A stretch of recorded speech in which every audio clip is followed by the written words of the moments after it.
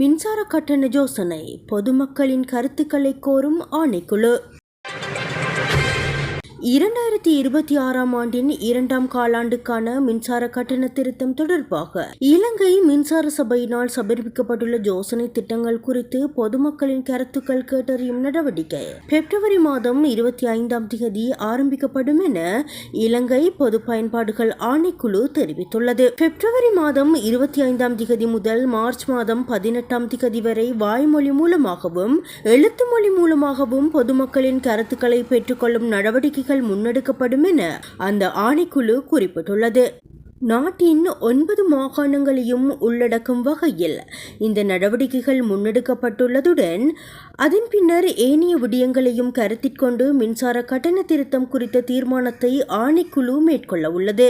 2026ஆம் ஆண்டின் 2ஆம் காலாண்டிற்கான அதாவது ஏப்ரல் மாதம் 1ஆம் தேதி முதல் ஜூன் மாதம் 31ஆம் தேதி வரையிலான காலப்பகுதிக்கு 13.56% மின்சார கட்டண அதிகரிப்பை எதிர்பார்க்கிறது.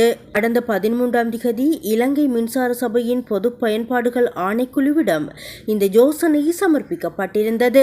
2026ஆம் ஆண்டின் 1ஆம் காலாண்டுக்கான இலங்கை மின்சார சபையினால் 11.57% மின்சார கட்டண அதிகரிப்பு முன்மொழியப்பட்ட போதிலும் அதற்கு பொது பயன்பாடுகள் ஆணைக்குழுவின் அனுமதி கிடைக்கப்படவில்லை என்பது குறிப்பிடத்தக்கது.